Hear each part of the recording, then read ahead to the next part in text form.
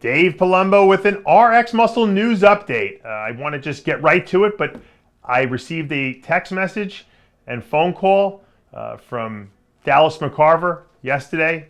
He said he had a big announcement he wanted to make. He wanted to do it live on the air on RXMuscle.com. I tried to get the information out of him. He wouldn't tell me. He said, I got to do it live. I said, okay. So we have him here live from Boca Raton, Florida. Welcome, Dallas. Man, it's an honor to be here. First off, part of the reason I wanted to go this avenue with things is that I don't know if you remember, but years ago, back in 2012, when I turned pro with the North Americans, you came straight up to me and you're like, "Hey, I'd love to do an interview." And I was like, "Man, Steve gave me this money, told me not to talk to nobody, this, that, and the other." And I was like, and not that, like, I don't mean that in a bad way. Like, he gave me money. I took the money. Like, why would I not take the money, right? Yeah. I don't ever turn down money on my table. But at the end of the day, things have transpired and whatnot. And I've told you several times, we've been in contact, several times. Hey, we should talk about this. Hey, we should do this. It was never that I was opposed to doing it or had anything against you or anybody. I don't have anything against many people at all. But it's just a simple fact of I felt like I owed a certain amount of debt and honoring, the contracts and whatnot that I had been under and, yada, yada, yada. So all that being said, after speaking with Aaron and, thinking, pretty much Aaron put it on my plate. He was like, you can do what you want to do. It's your call. It's your income. And it's basically only costing Aaron money. So he's like, you do what you want to do. So all that being said, Aaron and I decided to part ways with muscular development. Simply, it's not very simple, but it was a hard decision, and it's not. There's so many people at Muscular Development that have been so good to me over the years, so friendly. David Bay back when he was there, amazing.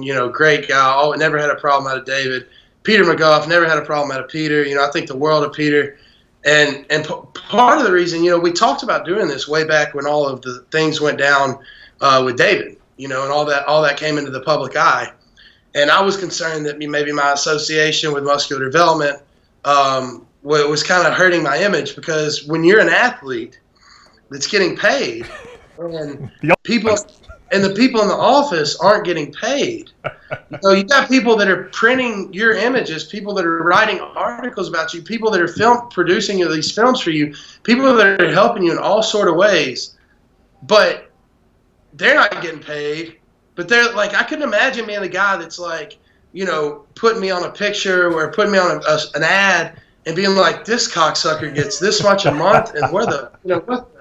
And I mean, I that to me was like a very weird situation, and I wasn't sure how to handle it.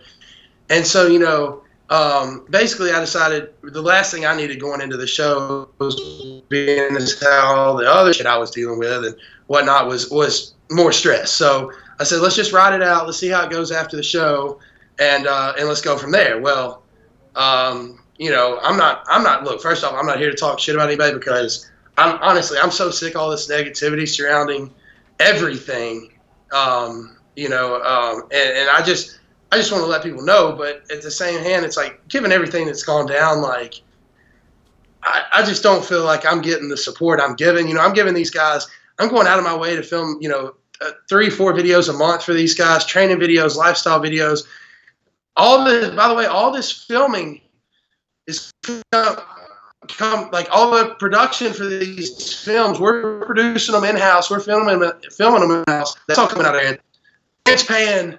Aaron's paying Steve a lump sum for advertising, and then I'm getting a little kickback out of that, which, don't get me wrong, I love the kickback. I'm more than thankful for it. I would never have had an issue if everything that hadn't transpired had happened here recently, given not only everything that David brought to light, but then just what I feel is a general lack of, I don't want to say respect, because I don't feel like anybody really owes me respect, but it's just a...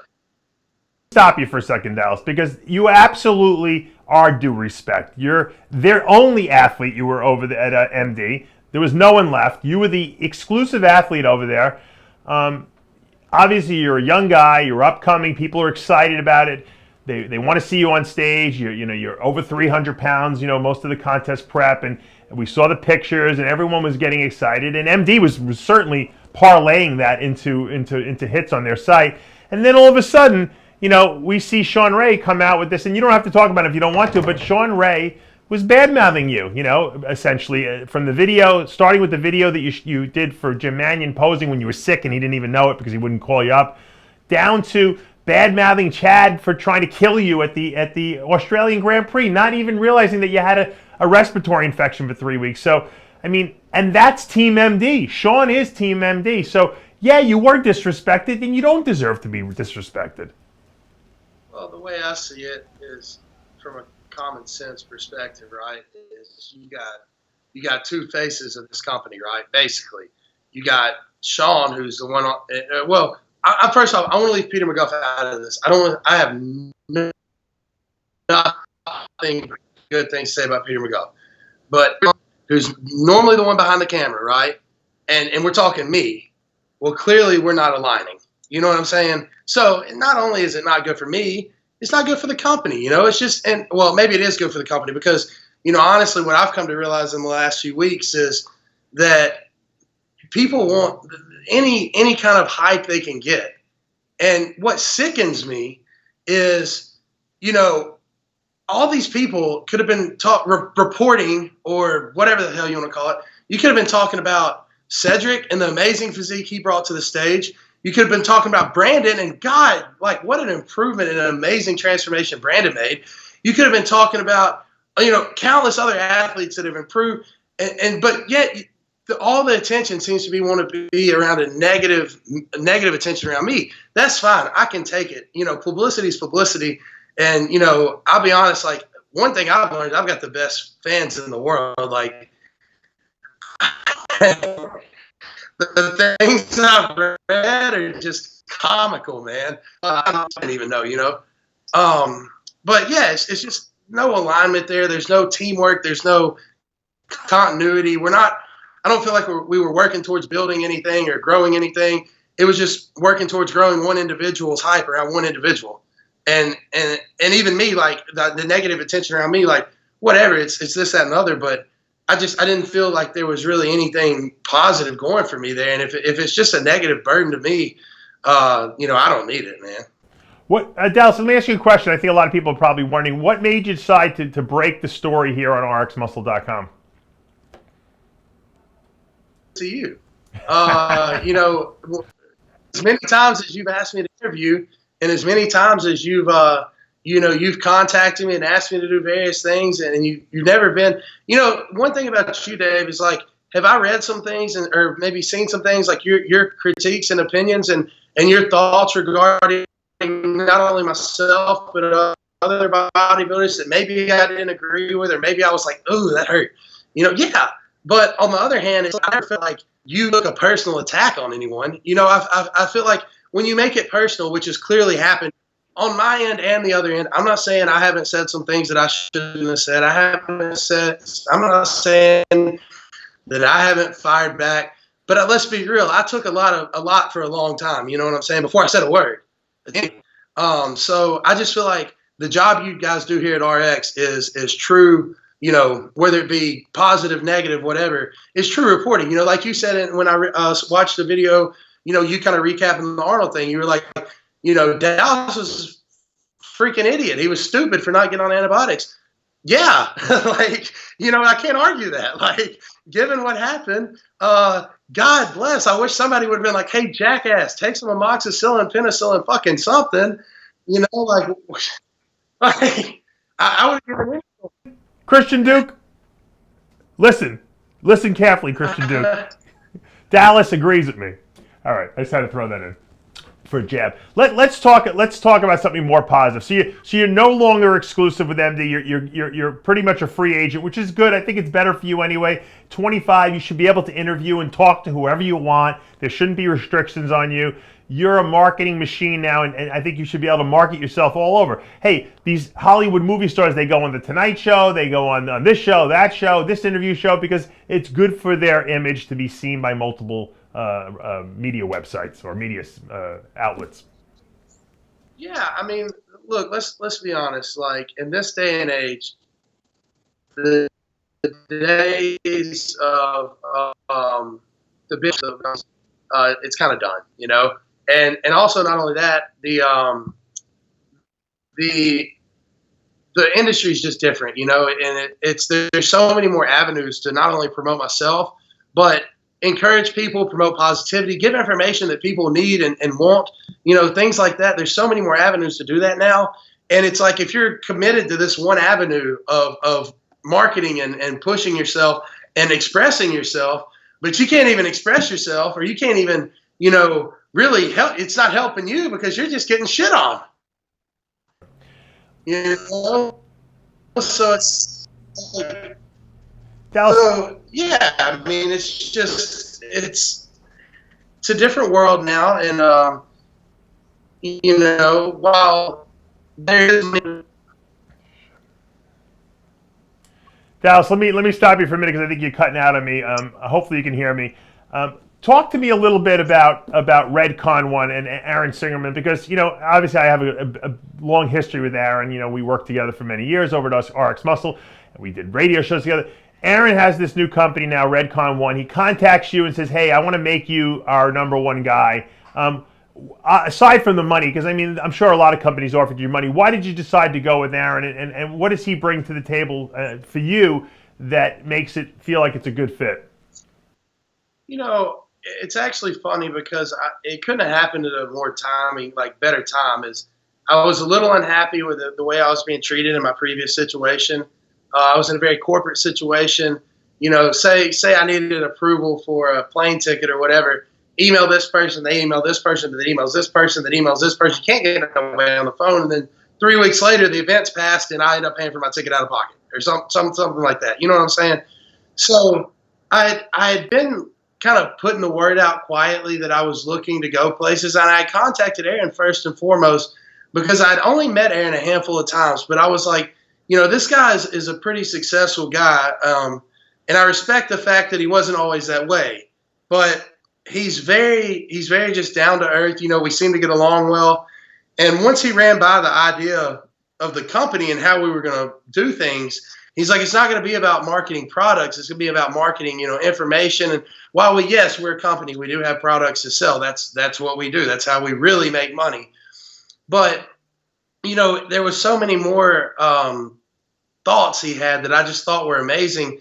You know, for instance, like, I don't think you'll find a company, not even a magazine, a company, nobody in the industry putting out content that's free like we do. You know, just daily free content, whether it be my training, my diet, my video blogs. You know, and while yes, it all, you know, ties into the supplements, it's still like, you know, I think in the few months we've been up and running, the amount of support, love, and following we've gained really goes to show that he was onto something with that type of mindset, you know.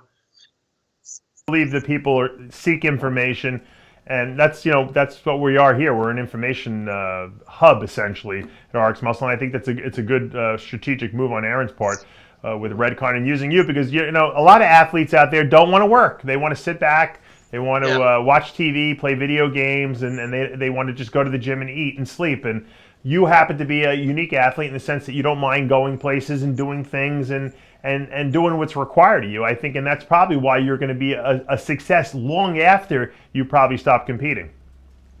Well, that's the plan, you know, is first off, I always want to be somebody that, you know, and I know everybody wants to be somebody people like. Well, maybe some people don't give a shit, but I personally want to be somebody that, like, you know, people can like and respect and whatnot. So, you know, when it comes down to it, it's like, I think a lot of the issues that people have with some of these athletes is like, you know, yeah, we might buy your products. Yeah, we might come and stand in line for 4 hours to shake your hand. But then when we meet you, you're a shithead.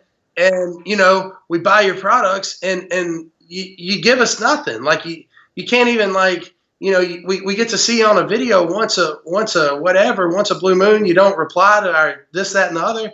Like, you know, in my mind, it's like, if you truly want people to support you, give them something. Like, is it that hard? Like, you know, I mean, whether it be, you know, what you guys do, what I do, whatever, is every relationship in life has got to be somewhat mutually beneficial. If you're just milking people for their money and not give them anything in return, you're only going to get so much milk out of that cow. Yeah, you know a lot about cows too, coming from the big country. But let me ask you a question, a little bit more of a controversial question, because at the Arnold Classic in the United States, a few weeks ago or 2 months ago, whatever it was, it feels like it was forever. The Universal Nutrition booth was charging, or was it Ultimate Nutrition, Johnny? Ultimate Nutrition was charging. You had to buy $50 worth of items to see Phil Heath and Dexter Jackson, get your pictures taken with them. Obviously you're not an owner of a company, but how do you feel about that as an athlete where a company would try to leverage you for people to force them to buy product to see you at an expo that's open, to the public? Well, man, first off, I hope Dexter and Phil got a big cut of that. If this is the first I've heard of that. I wasn't aware of that, so this is news to me.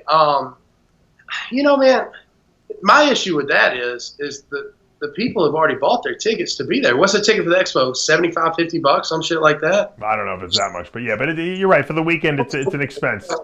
You already paid to be there, right? So, like, you assume when you pay to be there, if I was a fan, I wouldn't be buying $50 or I wouldn't be buying a damn thing from them, ever. There was no line on that's for sure. No one was waiting to see them. But now let me clear the air in saying that, like, I'm not saying that that's a knock on Phil, a knock on Dexter. Absolutely not. I know Dexter personally, and I can guarantee you that they probably didn't have a lot to do with that. Nothing. You know what I'm saying? Like, I don't think Dexter's the kind of guy to be, or Phil especially. Either one of them, you got to pay $50 to come meet me. I don't think they're that kind of guy. They've been working that expo for years and shaking hands and kissing babies as long as they've been doing this. Right. And no issue. So I don't see that being anything against them. So I hope for their sake people aren't holding that against them, but rather the company. You know what I'm saying? I don't think so. I don't think anyone's holding it against them. I just think it was a bad policy by the company to do that. Super weird, man. Gosh, I don't know. Yeah, I definitely wouldn't feel comfortable with that. Let me ask you another. Let's talk about the Arnold Classic. Obviously, the second place behind Cedric McMillan. A huge boost in your career. People sometimes think you have to win a show to really get a tremendous foothold on the industry and a fan base, but I think your second place really solidified the fact that you're the real deal. You're bringing the goods to the table. You can bring conditioning. You can bring aesthetics. You can bring size. Obviously, you and Cedric matching up very well at almost the same height. How did you feel after the show? Were you happy with the results of it and how you looked? Was I happy with second at the Arnold Classic for my first time ever? Yes. If I wasn't, I'd be a real self-entitled motherfucker, But now, on the flip side, when I saw the pictures, I just know I know there's better. I know I've got better in me. I thought I could have been drier. Thought it could have been crisper, especially in the back lower half, glutes, hamstrings. And then, so that's what we did, moving forward. You fast forward to New Zealand. Now, granted, we're fighting everything, we got going on, and we don't even talk about that because, but at this point, not to get too sidetracked, but about this industry, there's a group of people that are going to believe what you say, and there's a group of people that aren't. And I could have told them I was dying of heart and kidney liver failure and had cancer in the 4th degree, and, I had a week to live. And they would still say I was lying. Yeah. So it doesn't matter. Like, that's neither here nor there. If you want to believe me, thank you. If you don't, okay. I'm still going to be here. So anyways, then moving forward to New Zealand, we pulled back on the food tremendously, tried to come in a drier, sharper meat. And I was about 8 to 9 pounds lighter, actually, in New Zealand. And which sounds like a lot, but when you're 297, 298, and then drop to 289, whatever, it's not that big of a deal, but it's still a big drop. And I thought, I was really, really disappointed in myself in New Zealand because when I woke up that morning, I texted Aaron and Chad and everybody, even my boys back home. I was like, y'all are about to see the real fucking deal. Like, this is the best I've ever looked in my life, like, for real. Unfortunately, when we get into backstage in New Zealand, and this isn't a knock on the promoters or anything, this is just the way stuff goes sometimes. Yeah. They come and get us, like 4 hours before we went on stage, and we're like, wow. hey, you start pumping up. You guys are going on in 30 minutes. I'm like, okay, cool. I'll start pumping up. And then, we all get pumped up, and you can ask Wamarel, all these guys, like they were all, kind of, oh, this sucks. And we start pumping up. We get good and pumped up, get our spray, our oil and stuff on. We're ready to go. Right. Oh, no, it's going to be like another hour or two. Like, y'all chill out. Really? I didn't know that. Crap. And, like, by this time, I'm, like, feeling my stuff, like, just boom. Because I was right on that edge of being flat anyways, Right. Once you start going flat, the water starts seeping out under the skin. The whole look changes. And so then they come back and get us again, tell us to start pumping up. This happens 3 times before we go on stage. No one knew this. I didn't know this. That's crazy. Wow. This is not Dallas making up shit. This is not Dallas talking shit. Every competitor that was there can confirm the story. This was a real deal. Now, granted, in the situation, I could have probably handled it differently. I probably should have started eating, maybe doing this, that, and the other. But you didn't know. You didn't know how long you were going to wait. Yeah, and it's, Dave, as people are quick to forget, and I know but I think I still think I've done less than 10 shows my entire life. Crazy.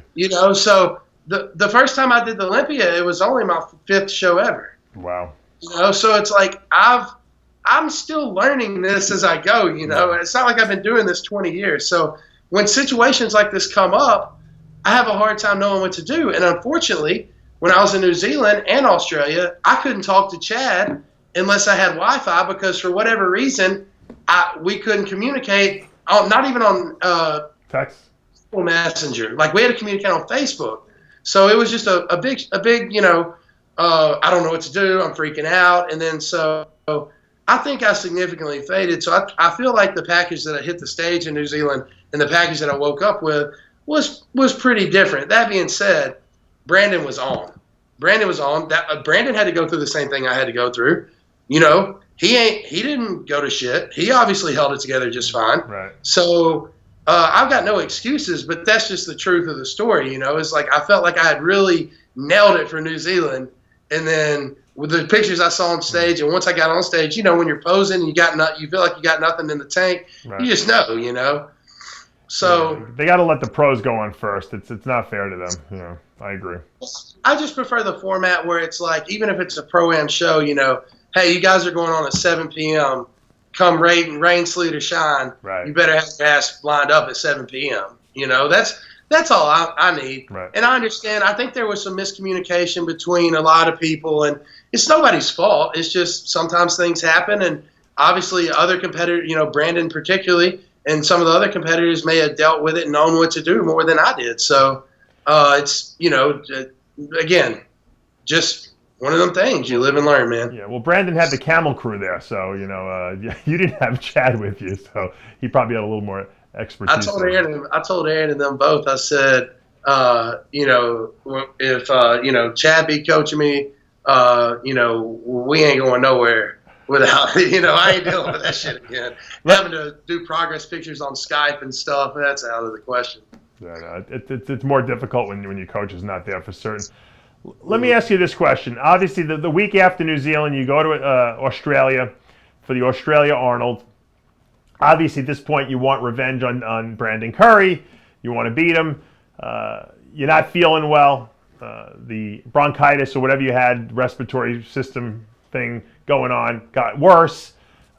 You pushed forward. You basically said, hey, Chad, look, I'm doing the show. I'm okay. When you're up on stage and you're posing, and then all of a sudden, tell us what happened, because we see you kind of lean over a little bit, like maybe you can't get a breath of air. Walk us through what happened on stage. Yeah, I mean, well, first off, when I came out for my 60 seconds, yeah, I didn't hear a lot of what you just said, but I know what you asked, so I'll just go with it. Yeah, walk us through what happened on the stage in Australia. Yeah. First off, I come out for my free 60 seconds of posing. Oh, we're good? Okay, first off, I came out for my 60 seconds of free posing, and, I'm posing, I'm feeling good, everything's feeling really good. And the pictures I've seen from the 60 seconds weren't that bad, but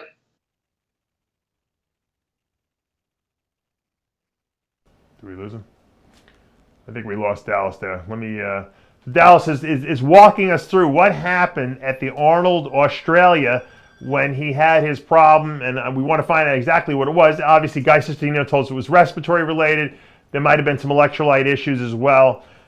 We want to get his firsthand feeling about what went on, because it's scary. I cramped once on stage, not terribly where I had to walk off stage, but it's a scary feeling because you're like, oh my God, I cannot go on, and that's something you just don't want to have to deal with when you're up on stage. I can't imagine knowing that, I might pass out, I don't feel well. So I think we got Dallas back. Dallas, tell us what happened now. Walk us through it.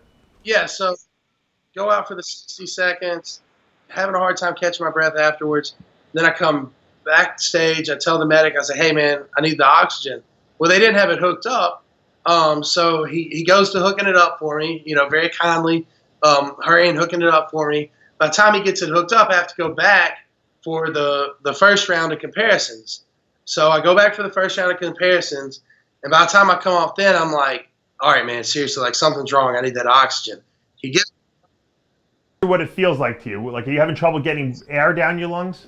Yeah, I mean, it's like I was getting breaths, but it was just like that gargly, like, crud in your chest, that phlegm and shit, mucus or whatever you want to call it. And then I was having like these coughing fits, like, because every time I try to get a breath in, it would like, kind of choke me down. I'd start coughing.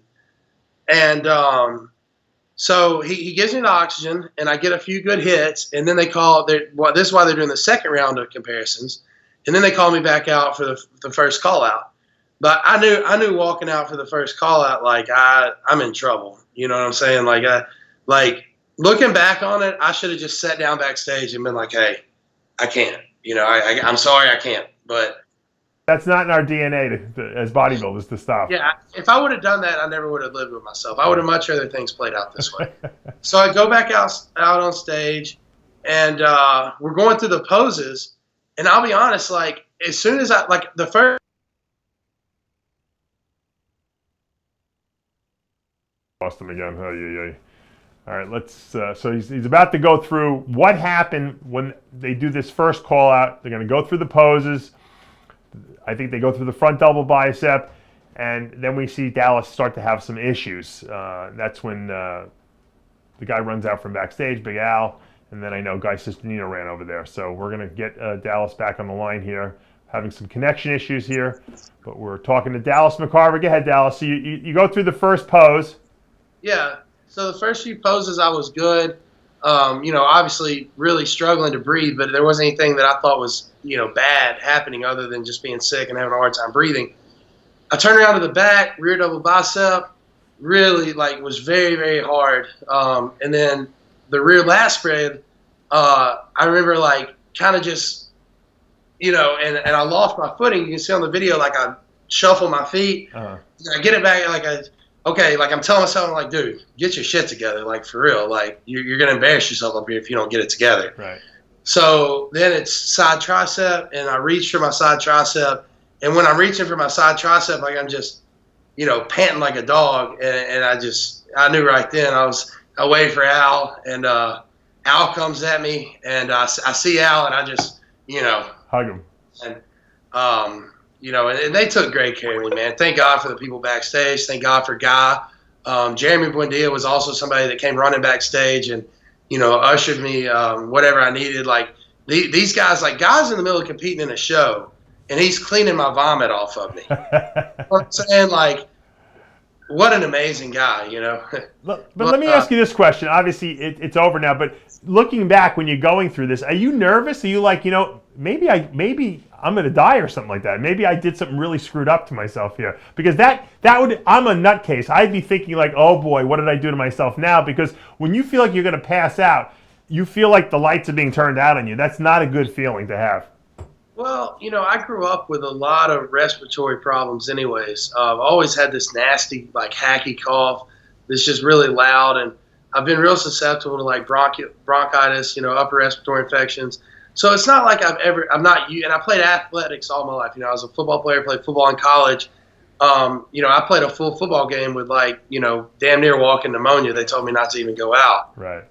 So for me, it's I'm used to the feeling of struggling to catch my breath, So I wasn't that nervous until like I remember lunging it out, and then like the next thing I know, it's just kind of all, brrr, and then I look up and guys standing over me. They're trying to put an IV in me and the oxygen mask, and then I'm like, oh shit, like this might like for a split second I was like, this might be really bad. Like I don't think like this could be the end because that sounds a little dramatic, but like it's like this is really bad. Right. And then once I got some breaths of the oxygen and got the fluid in my arm, everything seemed to come around. And I also want to point out that the only reason I was throwing up is because I was chugging Gatorade and electrolyte drinks. Wow. Okay. So that made you gag a little, huh?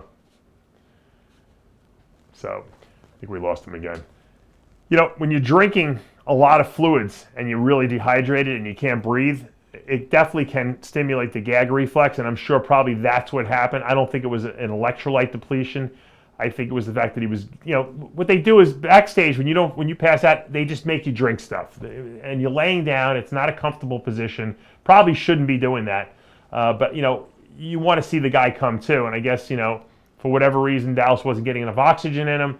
Once they put the oxygen on him, it woke him up, but probably the fluids also he drank after that probably didn't sit well in his stomach, and I think that's something I've seen happen with a lot of people before. They don't throw up until you actually start putting fluids in them. It's kind of like when you have a stomach virus, and everything you put down your throat, you're throwing up. You could drink water and you'll throw up. You might not even have anything in your stomach to throw up, but it'll come up, and that's usually what happens, unfortunately, when you get to that point. As Dallas has reiterated already, he knows he probably should not have been out on that stage. As a bodybuilder, however, we never want to back out of a competition, especially after you've flown halfway across the world to compete in Australia at the Arnold Australia, knowing that Arnold Schwarzenegger is going to be there, and I'm sure he was hoping to win this show, not just for the prize money, but for the title, and then get interviewed by Arnold. And so I can completely see how that could be a problem. People say, why didn't he just stop? It's not that easy to just stop. Okay, you spent 18 weeks dieting, killing yourself. You sacrificed a lot in your life to get to this point in your career. He's a top-tier pro. You don't quit, okay? You need someone to tell you you're done. That's the only way you'll stop. And, I hate to say it because we want to think that we're smart enough to not risk our lives, but at a certain point, when you get to that show, it's everything. That's the most important thing you got is being at that show and putting your best performance forward, because that's how you're going to be remembered. So Dallas, I was just kind of going through and reiterating to people what it's like, to be in a situation where you really shouldn't be on stage, but you've traveled halfway across the world and you just don't want to back out. Oh, I thought we had Dallas McCarver.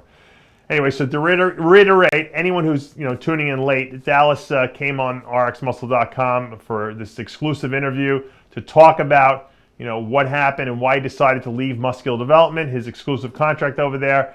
He terminated it. He felt he was being disrespected. He wasn't being represented properly. The team that he was working with there didn't have his back, and he felt it was time to move on and explore other avenues. And I'm glad that he called me and decided that he wanted to get in here. Dallas, I think we got you back now, huh? Yeah, man. Sorry about that. I don't know what's... It's probably us. We got a terrible connection over here, so... Yeah. So anyways, they get me backstage, and I drinking all the Gatorade and electrolyte drinks, and I start throwing them up, and then, pretty much the rest is just me, limping around, hacking my head off, and going, went and saw a doctor, gave me a few inhalers, breathing treatments, steroid pack, the works.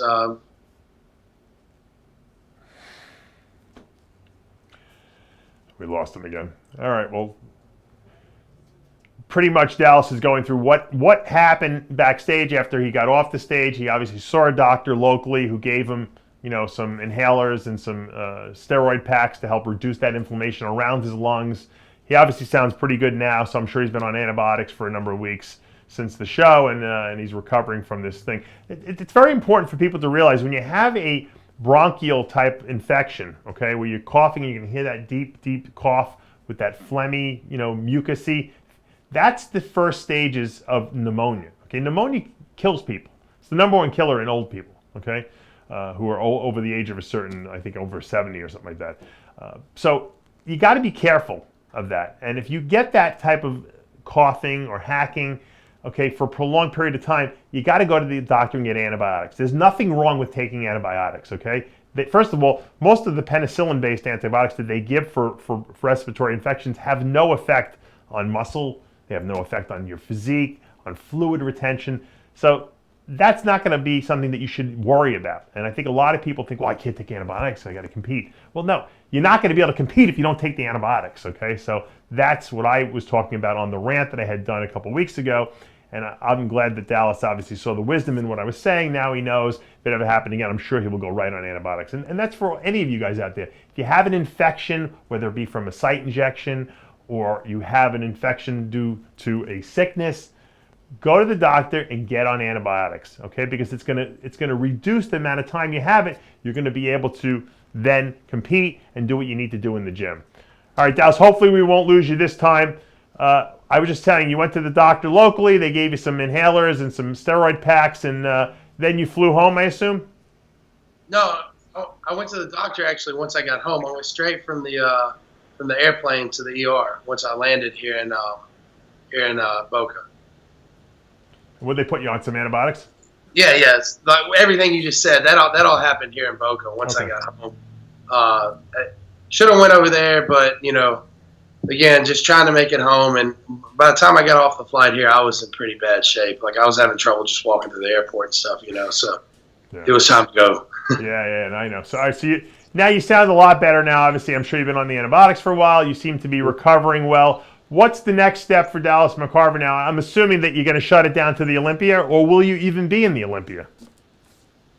Yeah, I'm definitely going to shut it down for a while. I don't think I'm going to be qualified for the Olympia, and I don't really want to go to the Olympia on points. So, honestly, right now, my biggest focus is getting back in the gym, getting back on top of everything and kind of seeing in the next few weeks where my body goes.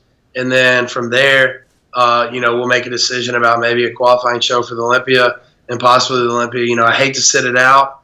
But if that's what I have to do, because, I'm not going to do it unless I feel comfortable and feel like I can put a package on stage that's very presentable and, obviously better than the Arnold.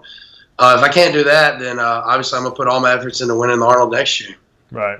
I think that's a good strategy. I think just if I was a betting man, which I'm not, I would say probably you're going to start feeling a lot better in another month or so. And then when you start, gearing up again and trying to get back into that contest mode shape, I think you're going to probably look better. I think that sometimes that forced rest is exactly what you need for your body to kind of take a jump to the next level.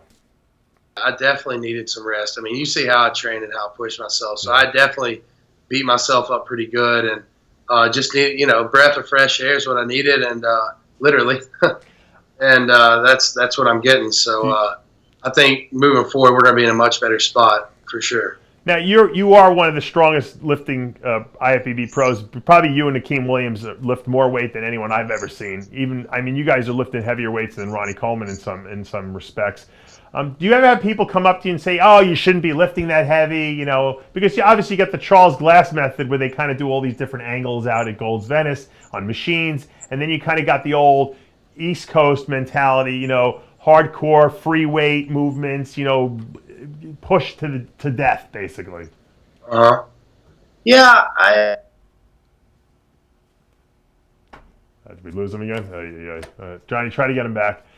Basically, what I'm asking Dallas is if his hardcore lifting, techniques, if people try to, put their 2 cents in and say, hey, you should be doing this or that, or lunges instead of squats, and we hear it all the time. I have people contact me all the time and say, hey, should I be doing high rep sets, getting ready for a show? And I'm like, no, why would you do that? Obviously, lift the way you lifted to get there. If you have a lot of muscle in your body and you lift heavy, continue to do that right up to the day of the show, or a week before the show, whatever, because that's what got you there. You don't change the strategy. So, it's interesting because he is one of the strongest guys out there.